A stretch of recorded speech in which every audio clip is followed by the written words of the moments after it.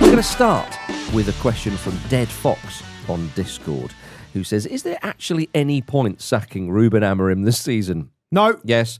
The next question. No, he said, or do you just limp along and plan to go for Thomas Tuchel after the World Cup, for example? Or make a real plan to get a manager in the summer and give them a decent chance at having a full pre-season and getting settled properly? Amorim, of course, did have a full pre-season. Dead Fox says, obviously Amorim is basically a dead man walking at this point, but with the manager market looking like it does at the moment, is there much point replacing him now and starting the mid-season cycle instead of aiming to give the next manager, whoever that is, the best chance possible to not be an embarrassment? And that's where we are with Manchester United. Yeah. The next manager to not be an embarrassment.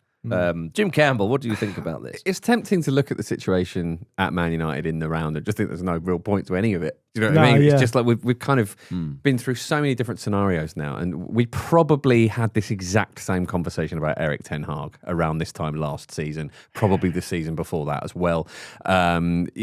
We are 6 league games into the season, so obviously there is a long way to go, and I think we are all broadly in agreement, right, that it looks like he's unable to turn this around. It looks like the job is currently chewing him up. It will eventually spit him out. It's going to be a really bad thing for his reputation if it continues on the trajectory it's on. Ferguson's tits are dry. They are. I mean, that's how bad it is. They're broken and sore at the nip. Yeah. No one wants that. No.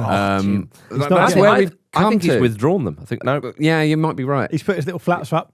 He's had enough. Buttoned them up. Said, those nipple flaps aren't coming down anymore. Yeah. No more milk for you. Are you wearing one of those data sports bras? I am not, and I refuse to explain what I am wearing. Right. So a bit of an Easter egg, a bit of a confusing Easter egg there for listeners of our shows. Yeah, a callback. I think yes. I don't think it is kind of pointless to get rid of him, really. They're obviously going to wait until November because it's cheaper to sack him then. I think it'll cost them... Wyclef Jean, exactly, very much so. I'm staying till November. It'll cost them 12 million quid to sack him now. Probably a little bit less than that later, right? So I'm sure that's what they'll... Absolutely, it really, really is. So, but, you know, it is...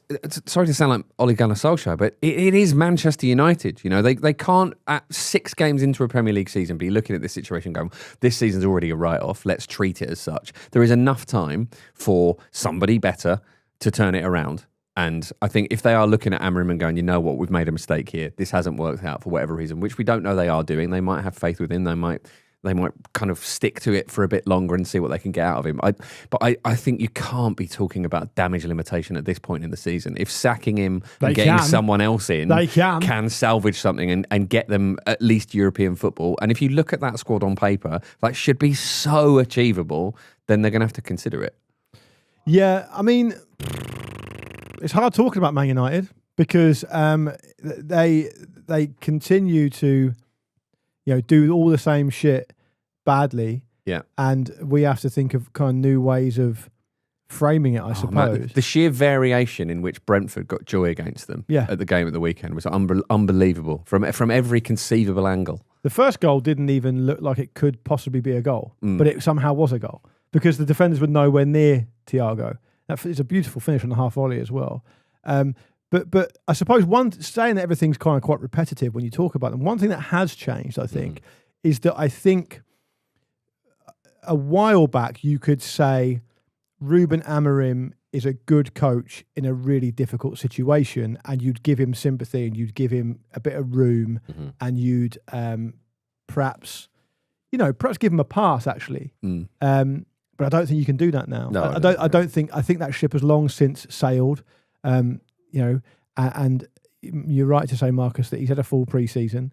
He's been given, you know, that front three that played at the G-Tech Community Stadium on the weekend is a brand new front three. It's like 3 new train sets to play with. Ruben, you're supposed to be this amazing young coach who plays football in this certain way, and you think that's the way to go about it. You've been given the tools that you kind of at least agreed to. And it's still astonishingly poor. I mean, it's so poor. And I think he now has to take the blame squarely on his shoulders for what's happening on the pitch. I know we can get into conversations about, I mean, Vish was here, he'd probably say these players and that player over there are not suitable to this system and all the rest of it. But the point is that these conversations are quite kind of moot now, Because what's got to happen is he's either got to play different players or he's got to play a different system. And either way, the decision is with him. And, the way they played against Brentford, I mean, I said I've got this column I started doing this season just to write a bit about football as well. And I did say, I mean, the thing I put up last week, was that Brentford will beat Man United. They will. I mean, there's absolutely no way they won't beat Man United because as soon as Man United feel under the slightest bit of pressure or they have something go against them, they just cannot deal with it. They crumble, and there's an occasional, blind squirrel finding a nut here and there. They're obviously occasionally going to get a win. I mean, it happened with Chelsea, and that was a completely ridiculous game, but it happened, and they came off on the right side of that, despite, as I said before, Casemiro's best effort. Again, though, the red card was a big part of that. It was, because it was just chaos. So I find it very, very difficult to defend Amorim in any way now. I know that's not the question. The question is, what do they do? I mean, the lucky thing for Amorim at this point, as we sit here, seems to be that the only more clueless person in the whole of football in this country appears to be his boss. Ratcliffe comes out and says, I mean, presumably completely unprompted, comes out and says, we think we can give Ruben the season. We think the players he's got, he can do better and all the rest of it. And he seems to be saying, we don't want to change him. And that's great news for Ruben Amorim as far as his job's concerned. But perhaps, I mean, is his heart really in it himself? Well, I don't really know. Well, I think that's a fair point. I mean, if I give an opinion on the situation, I'll just be echoing your thoughts there, Luke. So I won't do that. What I might say is something that I have said previously: is I still think there's a chance that he walks, and he's the first manager post Ferguson to walk. And I think that if I was advising him, and it's easy to do it because, as you said, Jim, you got the payout, and managers don't really walk these days, do they? They're always sacked because of, we know that financial reasons, and I understand that. But I would say to Ruben Amorim, walk, just go, because if he walks, it's unlikely he would then start taking shots in the media. But his career now, as you mentioned there, Luke, his reputation is beginning to suffer. Last season, you could say, well, it's a madhouse, they're the unmanageable club, blah, blah, blah, blah, blah. Get that. It's now, the focus is now shifting towards Amorim and going, come on, mate, you should be doing better than this. So I think that, I don't think he'll be there that much longer. The question is there any point? I think there is a point in changing the manager, whether Amorim decides to, or the board, because the season is going to be utter shite under Amorim. It's a continuation of last year. I think one of the things that's really interesting to bear in mind, thinking about this, is it's not just bad. It's not just that Manchester United have historically a bad position, the worst position they've been in, certainly since the advent of the Premier League, probably since Matt Busby comes in and does what he does. Going back some way there. You might have to go back to when, Dennis Law scores that goal. It wasn't to relegate Manchester United, but, those were the really dark days, when they were relegated. But it's not just that. It's the fact that the real telling thing for me is that every permanent manager that's come in since Mourinho, really, the club and the coverage of the club has turned the manager into a laughing stock. Yes. It's not just that it's been, you're not good enough, you've not done anywhere near well enough for Man United, therefore we're going to criticise you in this way about how you manage. But it's the fact that they become like Solskjaer, Rangnick, Ten Hag, and now Amorim. Van Gaal, you could even say. Yeah. Van Gaal was obviously before Mourinho. Oh, sorry. Okay, yeah. But you could extend. Yeah. They become almost like a figure of ridicule. Yeah, absolutely. And that is a real testament to how low the whole thing has gone. Amorim is, and the Amorim example is a fascinating one, right? Because you can see why Ole Gunnar Solskjaer got the piss taken out of him, because he was basically like Ferguson's illegitimate son, and he spent all this time still referring to Ferguson as the gaffer and all this stuff, which is a bit cringe. And then you got Rangnick, but to be fair to him, did work for a bit. It did work. I mean, he was there for a long time with Solskjaer. I mean, Ole Gunnar Solskjaer was there for almost 3 years, right? And then you've got Rangnick, who is the typical type of football bod that British press will have a field day with, because he's got glasses and he talks about different things, and he's not a typical kind of... It's a different type of appointment. Yeah, and British media does not be sympathetic towards that. Ten Hag, he started to get ridiculed partly because of the way some of the things he said. But Amorim was like the definitive, modern, handsome, young, cool manager, right? Yeah. He is that. I mean, and you take the juxtaposition of him doing what he did at Sporting and then sitting on that bench in the rain at Grimsby, that little tactics board. My goodness. It's amazing how Man United's able to be this lightning rod to reduce proud professionals who have had success to absolute rubble, and that tells you that is a real symbol of how badly it's gone. And I said before Amorim, it might have even been before Ten Hag, I can't remember. I said it's an unmanageable club. It's become so big and so it's such a behemoth of football that it's completely unmanageable. It's almost like a political system, and things like tearing up and starting again from the beginning, like a revolution, basically. But modern football is never going to allow that to happen. So it might well be something truly dramatic needs to happen for there to be a proper cleansing of what's gone on there, and it could. I don't actually think it is too much of an exaggeration. It's probably a slight exaggeration, but it's not too much of an exaggeration to say that United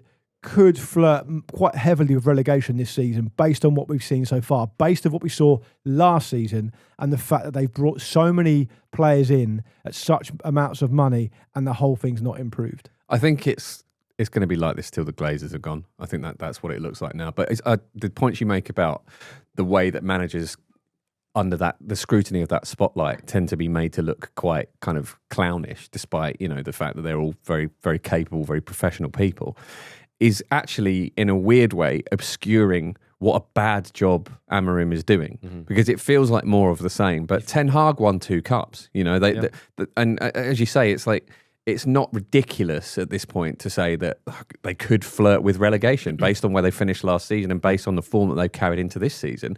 And I find that very interesting. I think part of the reason that Amorim is struggling is because obviously he's a pretty new manager. And he's got this system that he's trying to bring over from Portugal, and he's trying to get the players to fit into it and get it so they know it like the back of their hands and they can all kind of interchange within it, which is part of the problem at the moment. None of them can do that.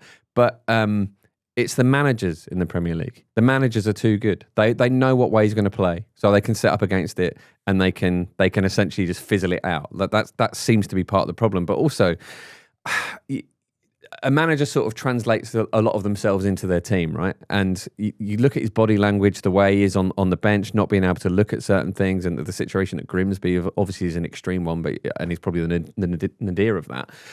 But Joshua Zirkzee missed a header at the weekend, and the look on his face afterwards, it's not a straightforward header by any means, but he's essentially missed a chance. And he just looked sad, and they all do. It looks like an emotionally painful experience to play for Man United at the moment. And that, I think, is coming from him. That transmission is through him. Your point about the other managers being too good is a really interesting one, because I kind of had that thought in my mind, but the way I had it framed in my mind was just that the other teams are too good, that the standard of the Premier League is that it's brutal, by which I mean the players are super fit and super fast, and if they sniff any sense of weakness whatsoever, they'll just go for the jugular. And Brentford did that. Brentford were a team who went into a game against an opposition knowing that if they apply any kind of pressure for any kind of sustained amount of time, that United are going to crumble. They're going to crumble. And I think the reason I'm using that as an example and talking about the players rather than the manager is because Brentford are managed by Keith Andrews. He's never had a job before. He's never managed a first team before. But and he's able to really beat United quite handily. And this is my point. After a legendarily good manager's left. This is why there is a point to changing Amorim at this point in the season. And I'll map out what I would do, because again I would be echoing you. You're giving it Giggsy? No, but you're not that far away. You're giving it Keane? No, I think that, see, with Manchester United, when you start listing all the managers, they've tried the big hitter. They've tried the weird appointment with Rangnick. They've tried the young up and coming. You're having a go at Rangnick now. Specs? The weird appointment. What's he done to this? It was a strange appointment. Austrian? I was having a go at Austrians yesterday. Yeah. You're having a go at them today. I'm, as a man in my shoes, naturally dispositioned against Austrian leaders. We've had enough Austrian disruptors forever. It was a strange appointment. Anyway, without getting into the details of that. Well, he was already at the club, wasn't he, doing some kind of advisory thing? Oh, was he? Yeah. Oh, well, we'll give it to Sir Jim for the rest of the season then. Well, I wouldn't be against there that. You go. I think we'd all enjoy that. That would be spectacular for the Ramble. Yeah. Okay. But you list all the managers. They've tried all these things. And that doesn't mean to say, we've tried the young up-and-coming manager, therefore we shouldn't get a young up-and-coming manager. I understand that. But when you try all these things, it's like, where do we go? And there's nobody I can think of. You think, yeah, give it to that guy. Maybe post-World Cup, he either wins the World Cup or he's out of it. Ancelotti, same could be said for Tuchel. Do you know what I mean? Maybe you're looking at one of those guys. But what they should do is, I think that they should move Amorim on. I know what reaction this is going to get, but I honestly don't think this is where we are. Oh, I know what you're going to say. Interim for the rest of the season. Your friend of mine, Ole Gunnar Solskjaer. Oh, I thought you were going to say Sir Gareth Southgate. No. Gareth, don't do that for you. Sir Gareth and Sir Jim would get around the round table honestly, and I'm being thrash something out. Sir Galahad. I would get Solskjaer on interim, a bit like when Chelsea got Lamparded. You know he's going to do it. You know he's going to be really happy, and you can bid him off at the end of the season, and everything's going to be okay. There's no going to think. And from that moment, start actually doing some proper work and thinking, right, who could bloody manage this club? You've then got half a season or more to have a good look at this and think, right, what is going on? Really kind of Solskjaer searching, and then make the appointment ahead of the summer. But you would talk to bit. That's what I would do. Do you think Solskjaer could get them European football this season? Because that has to be the probably aim. Not, but he would lift the mood, and the mood has to be lifted. Even if they finish 12th this season, it's still an improvement. That's where we are. It's funny you say that, because I just get the impression that I don't think they can settle for that, or even attempt to. No, but when you say settle for that, where are they going to finish?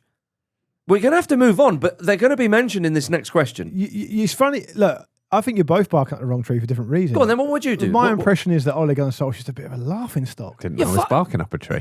No, you were talking about European football this season. You're out your fucking head. Yeah, no, I agree. But surely an internal aim has to look at that. Surely. No, I think realistically it's. I've got a lot of internal aims. So that's the case. None of them are coming true. Is there anything specific you think they should do? I know it sounds like a cop-out answer, but it's not. And I've thought about it, and I've said this consistently for a year now. I do still firmly hold this opinion that. Because I think that sometimes when it comes to football coverage, and we talk about it in such a way, that it comes down to a binary choice or a choice of 3 or 4 names where you go, which one's going to do this and which one's going to do that. Yeah. I just don't subscribe to that. My feeling is, maybe I'll just say it in a slightly different way to maybe I can articulate it better.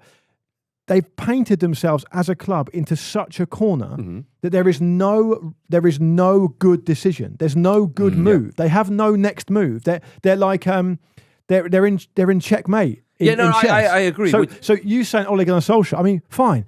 I think that buys him time. So, but they have to do something. But you say it buys them time. But the whole thing is rotten from top to bottom, which is why. So you put a new door in a house, right? The house is falling down. Great, you got a nice new front door. But fine, but I'm saying, but the Solskjaer thing is basically, I'm using him because you know that everyone knows what they're doing if they get that manager. It's like, right, let's just put a little stopgap in here, and now I'd put Roy Keane in there ahead of Solskjaer. Well, fine. I'd put Roy Keane there because he wouldn't lift the mood. No, but it doesn't matter. But it does though. That's the thing. The mood does. No, nothing matters. You're missing the point. Nothing matters. When it comes to Manchester United, nothing matters. You can't do anything. You are one step away from saying fold the club. It's not my decision. Oh well, yeah, but it's your opinion. My opinion is there is no good option. Well, it's the Glazers.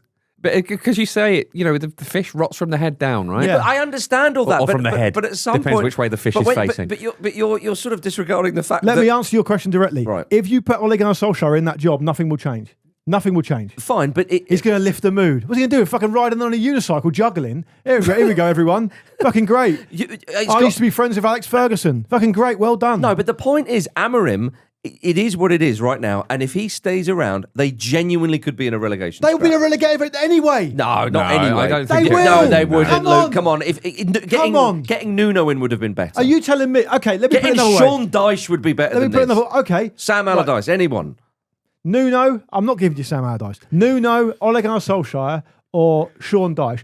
Do they move the dial? Well, Nuno's got a job, so you don't. Do they? No, I don't think they move the dial, but I don't think they end up in a relegation battle. We don't know that. Like, we're speculating heavily about them being in a relegation battle. This ain't the same as last season. Sunderland and Leeds are doing all right. Yeah, and so that's my point. So I've just said Solskjaer because everyone knows what's going on, and it then gives them more time to actually think about kind of more future planning of the club, rather than Amorim's gone, right, where's the next taxi off the rank? That is my point. I understand what you're saying is the Glazers need to go. They're not going to go. That would anyway. Coming up after this, which Premier League teams should be worried about relegation? Man United.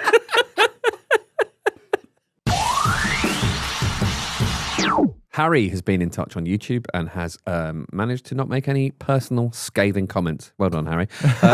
Should established Premier League teams such as Aston Villa, Nottingham Forest, West Ham and Wolves be worried about relegation this season? He's missed particularly with the promoted teams looking much stronger. It's a really good question, isn't it? I think Villa will be okay. Yeah. I think it's pretty good that, it may be a measure of how much we respect Nottingham Forest these days, that they're an established Premier League team. What's this, their fourth season in the Premier League? I mean, I think the fact that they qualified for Europe, I think. Yeah. Which can bring its own problems. Which is an exact example of what can bring its own problems. They've very much re-established themselves as a Premier League side. Okay. I don't agree with that, but that's fair enough. I think all those teams, certainly Wolves. I think West Ham, we're recording this when they're about to embark upon a new journey with a new manager, so that we'll see what happens there. But West Ham are absolutely vulnerable for all the reasons. Perhaps even some of the reasons you mentioned before the break about ownership and they run really badly. That's going to be the thing that's the biggest challenge for them and for Nuno. I think Aston Villa, no. Forest, I think Forest probably. So I think 3 of those 4 should absolutely have it on their mind. Man United?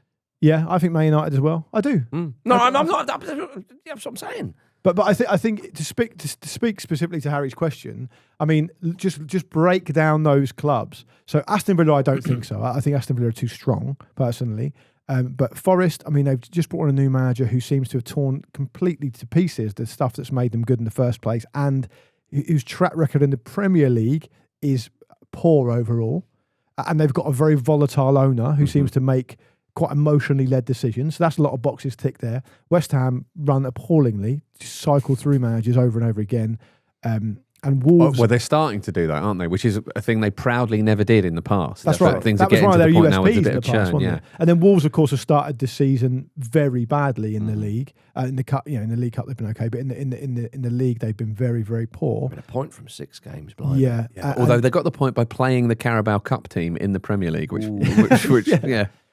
I also worry about Wolves scoring goals as well. Yeah, which is a big factor. Look, I think the tenet of the question here from Harry is that established Premier League teams, can they? I guess what I'm reading into it is, can they get complacent? And I think absolutely they can. And of course, a lot of discussion we've had over the last year or two has been about promoted teams finding the gap very big and how they can bridge that gap. Of course, if 2 teams, and we think Burnley look like they're going to struggle, but say Sunderland and Leeds keep this up, particularly Sunderland, but let's say Leeds do as well, then of course it's necessarily 2 teams do need to be relegated. And then you're looking for candidates that aren't Sunderland or Leeds. And these teams that Harry has listed, clearly are going to be candidates for that. So I think actually the question in a weird way answers itself. And what these teams are looking to do is, of course, do what Brighton have done, what Bournemouth have done, to an extent what Fulham have done as well. But I do think, even in like a Fulham's case, if Marco Silva gets his head turned, say mate, go back to what we were talking about earlier. Say Man United decide they want Marco Silva, he's going to go. He'll go, won't he? It's very difficult for a manager to turn that down despite the situation. Yeah. Fulham then look vulnerable instantly, I think. Yeah, Don't they? I think the Fulham teams would be too good to be relegated, personally. Right, okay. I understand the point you're making that Marco Silva is very, very crucial. And in fact... It's built more around Silva than it is a system like Brighton or Brentford is. Yeah, and despite me being a Fulham fan, loving Marco Silva and wanting him to stay, actually, if Amorim goes, I would get Silva. That would be the guy I would want None of that Solskjaer stuff, But anyway, we moved on from that. So yes, I think that the complacency, you saw it from last season where you knew that those three teams were going to get relegated. So that's why West Ham just drifted under Potter, Manchester United, Spurs. It was crazy. The strong suggestion so far this season is that's not happening, lads. That's not what's going on. All this chat about, well, it's a closed shop. We sincerely hope, and the early signs are good, that that's not going to happen this season. So therefore, the old cliche of, well, you're never too big to go down could suddenly come back into play. Yeah. And Leeds United know that themselves, of course. Huge club and have been in the Championship for so many years. So I think that the league so far looks a lot healthier than it did. And I think I wonder if we'll see the relegation panic come back in, because again last year that just wasn't there. It was disgraceful the way that Spurs and Ange was basically phoning in the Premier League. In the last good few months of it. Suddenly the realization of, I don't give a damn if you're West Ham or you're, I don't know, Man United or whoever, you can go down. Suddenly teams will be like, shit. This is a fight, and there will be a panic. And Sean Dyche will be going, I can help anybody out here. The thing with those panics as well is that it leads to really, really poorly thought out acquisitions in January. Yes. Which sometimes make those things worse. Yeah. So that's another thing to keep an eye on. I do think Nuno Espirito Santo will probably strengthen West Ham enough, just in a sort of basic sense, that they'll be okay. Wolves, I would think, are absolutely in for a scrap. And I do think Forest under Ange, because as we've discussed, it's not just the way Spurs approached the league last season, but it is the way he does seem to have ripped up everything that was good about them, with a squad that was still kind of adjusting to that as well. But I think that team's too good. Yeah, there's a lot of quality in it. But I understand I'm saying too big. I don't mean too big as in if it really is suddenly like crap, we need to make a decision. I don't think they will go down, but I can foresee a situation where we're having a serious conversation about it. Fair. 2 minutes ago, you were talking about the panic setting in. Yeah. Would you want Marinakis on the wheel for that? Any situation, Marinakis at the wheel, no. Exactly. So things can go south, can't they? Yeah, fair. And I think if you look at what's happened with Wolves, well, they gave Pereira a new contract a couple of weeks ago. So that so obviously they want to invest in him. Maybe they're not worried about just a bit of a tricky start, and they can turn it around. It's going to be a far better Premier League season, I think, in that way, because of the reasons you've said. Exactly. And also as well, in a weird way, because of last season and the season before last, you might argue that the pressure's off those teams, the promoted sides. Again, that's not to disrespect them, because clearly Leeds United are not going to go at the end of the season, oh, well, lads, another season in the Championship. Oh, but it's the low expectations, But there's the low expectation, and also, if they've got a couple of teams that were in the division last year, or last season, panicking. If they've got them panicking going, they're relishing it. And it's a different mood. It's not kind of, we're clinging on. It's like, we've got nothing to lose almost. Yeah, we've got Wolves going on. We've got whoever it is. So I think that, the mood could be very different, post-Christmas in the Premier League. All right, what about this from James on Blue Sky? He says, hi guys, I'm a little late to the party, but in response to what would you steal from a football ground on the mailbag fairly recently, I present to you this. In August 2019, Legia fans pulled off one of the funniest football pranks I've seen by unveiling a banner of Pope John Paul II that I brought. Personally, I would love to nick that Pope banner. And he included the photo of it, which is absolutely fantastic. Yeah. Underneath it just says, we're not afraid as well, which is like a lovely touch. Is there anything you guys... I should probably point out that I was at Paul Walsh's testimonial at Fratton Park. Lovely. Brilliant player for Portsmouth. I had a testimonial at Fratton Park, and Paul Gascoigne played, and a lot of other people. Chris Evans played, I think. It's very 90s. Anyway, I actually took a bit of turf. Took a bit of turf. Yeah, still got it? Took it home with me. Nah, it's long since gone. I've moved house about 4 times since then. Staying with the sort of the vibe of the Legia fans, would you nick the picture of Her Majesty in the Ibrox home dressing room? That would be a lovely time. Or it could be His Majesty up there. No, I'm sure it is. I don't know. The Anfield side. Oh, that would be absolutely outrageous to do that. Did you hear Roy Keane and Ian Wright were arguing about that? Ian Wright's going, yeah, of course I touched the sign. It's Anfield, and Roy Keane's just like obviously not having it. Yeah, of course he's not. Like, why would you touch it? Who cares? Yeah. I think you'd be found quite quickly where you're going to display it. Oh yeah, it would. Yeah, it's only going to be available to kind of black market gangs, really. You can't move that on. Yeah. You need someone who's big in the world of art theft to move that on. Yeah, and to also know what that is. I don't know how you contact those people. Also to know what that is. Also, as well, as we found out with recent sort of FBI stuff and whatnot, Liverpool fans are everywhere. So they are. They are. Because you'll never sell alone. No, you won't. You won't. All right, coming up after this is Sir Bruce. I can't believe we're doing this with the mailbag. Is Sir Bruce Forsyth? Who is Brucey still with us? I've got the next question, everybody. It's from Fortislaw on Discord. Where should Graham Potter go next? To me, it seems like he should avoid the British leagues for a while. My instinctive reaction to this question was to a lovely little spa hotel. Yeah. Just for a week or two, just to unwind and relax, because it's been quite brutal for him, hasn't it? It has. The internet's insulted him endlessly over the last couple of weeks. Go to Cuba. They don't have much internet there. There you go. Yeah, no option for him. Just absolutely have a holiday. I think in a professional sense, obviously it depends what he wants. But I actually think possibly a good championship team, when a vacancy becomes available, would be a good move for him, because the games come thick and fast, and we hear about Potter a lot, and perhaps it's unfair to keep tarring him with this idea that he needs a decent amount of time for his squads to gel and his tactics to take shape. And when you play as many games as you do in the championship, sort of necessity dictates that that's surely going to gel a bit quicker. Mm-hmm. And he's not going to get another Premier League job, but he may well have what it takes to get a team promoted into the Premier League and then re-establish himself there. So I think one of the most underrated skills for a top manager, and it's not talked about enough in my view, is their ability to make good decisions about their employment. Yep. Right. Is their ability to weigh things up and say, is this the right move for me or not? I mean, we touched on it slightly. We say like a Marco Silva.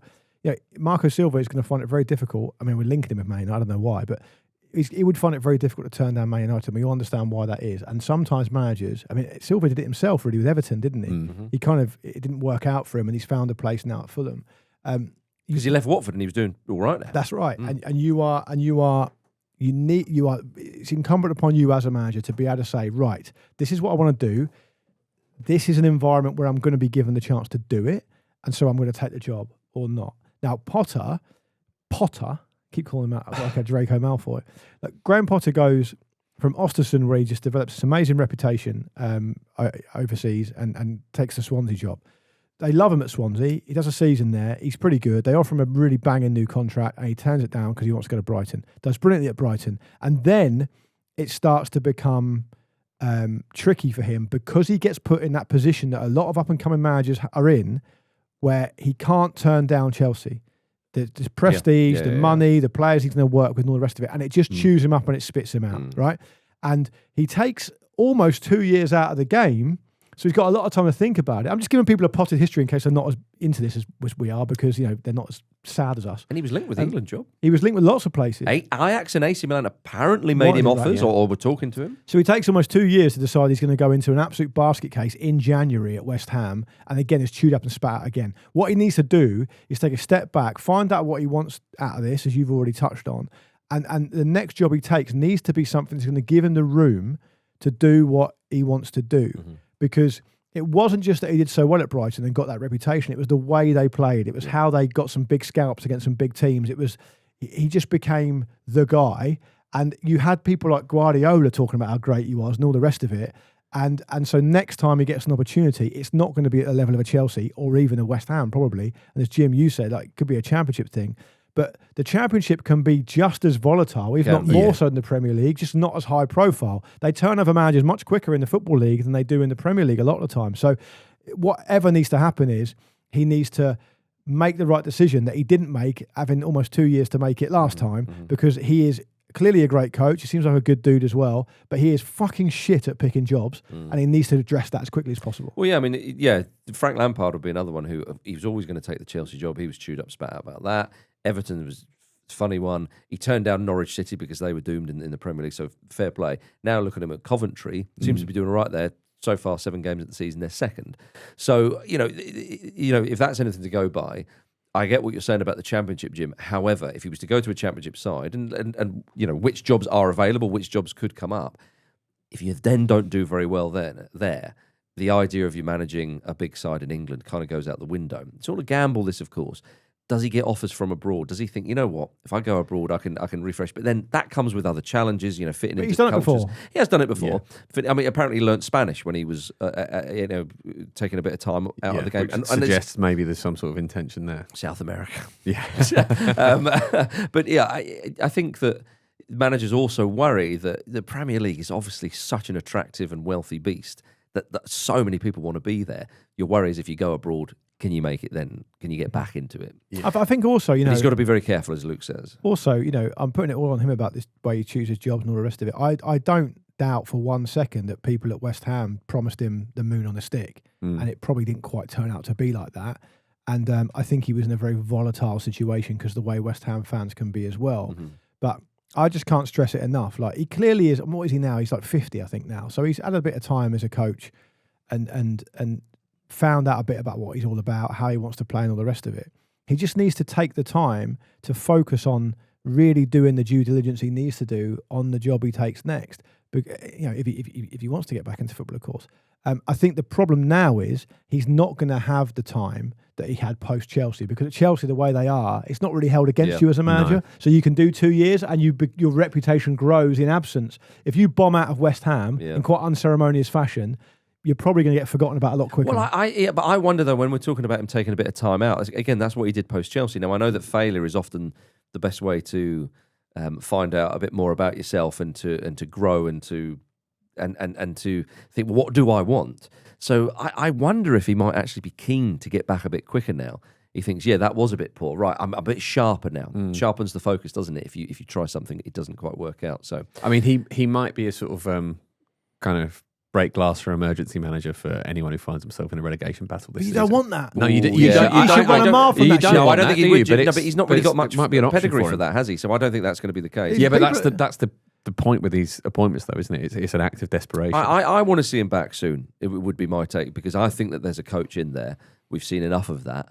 I think Chelsea and West Ham, this next job, though, if it goes badly, then you might be feeding off scraps after that. So I hope he's back soon. Be interesting to see what level of appointment he could get abroad after this. The links with AC Milan and Ajax are massive, right? And his reputation has probably taken a hit on that. It was a year ago. He might still be able to get a decent level abroad, and that would be just be nice to have an English coach working abroad in circumstances like that. Yeah, for a big side. Yeah. There's plenty of English coaches working abroad, like the one in the UAE third tier. Think of the memes. Think of the memes.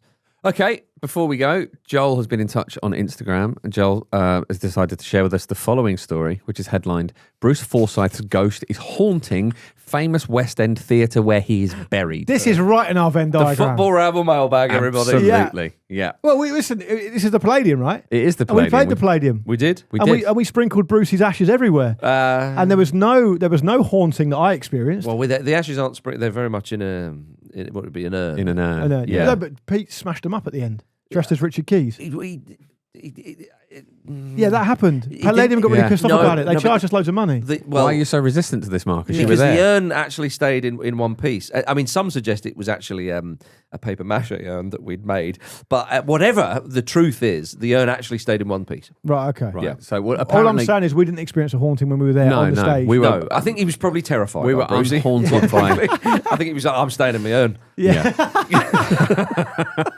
So a paranormal specialist believes that she heard his voice. Paranormal specialist, Jim. Could be any one of us, isn't it? You can instantly decide now if you want to be a paranormal. Absolutely. No qualification needed. Yeah. Do what you want. Absolutely. Fucking, Psychic Sally, or just Sally. Yeah. Apparently, a paranormal specialist believes she heard his voice during a recent visit to the London Palladium. A bit like this. Hard in his fall is a free. Yeah, there we go. Sorry. So the singer, who goes by the name Brocard, said she was interviewing two of the characters from a play, Pendulette and Piff the Magic Dragon, who were both like quite well-respected magicians, when she sensed a presence in the room, as much as magicians are respected. I was trying to keep my composure amidst the chaos of two unruly magic dragons, but I kept getting distracted by the words, "Nice to see you." At first I dismissed it, then came the unmistakable second half, to see you nice. There we go. There it is. Followed by mischievous laughter. That's when I knew Sir Bruce Forsyth was in the room. It's quite hard to say. This woman once claimed to have married and subsequently divorced a ghost. So maybe she's looking for Brucey to be her next husband. Isn't it? Yeah. Apparently she was in an episode of First Dates. Oh, was she? Makes perfect sense. Yeah. There's the strange little ecosystem of these people who are sort of otherwise unemployable. I know we're not meant to talk about like previous boyfriends and girlfriends and stuff, but I think you're saying previous lives then. Well, I was going to go, yeah. Well, I mean, sadly that, Yeah. Yourself, I was once married. Oh, okay, can you tell me, what does he look like? Yeah. I'm not really Yeah. too sure. Is he in the room with us now? Might be. I was going to say, how do you divorce a ghost? But I presume it's as simple as marrying a ghost. Well, it takes time, I think, to get a divorce, doesn't it? I'm disappointed that we didn't get haunted ourselves when we were at the Palladium. Yeah, same. We did our very best to raise Bruce's spirit from the dead, and it didn't happen. Maybe he doesn't respect us as entertainers. Maybe Could be that, that's enormously possible. I think it's probable, highly probable. I would say that is probably one of the reasons, and I do think we had it running scared. Yeah, like, I'm not getting. You see Pete in his pants and go, I'm not having any of that. No chance, not having any of It this. does seem like every single person who plays at the Palladium does massively disrespect the memory of Sir Bruce Forsyth in some ways. Mainly us. Yeah. Well, I mean, Elvis and Brocard. True. Yeah. Well, no, but I think she's trying to play into it. I mean, Elvis Costello was on the night While after. I agree that she's trying to, I don't think she's managing to. Yeah, well, her intention and our intention, I think, were a bit different.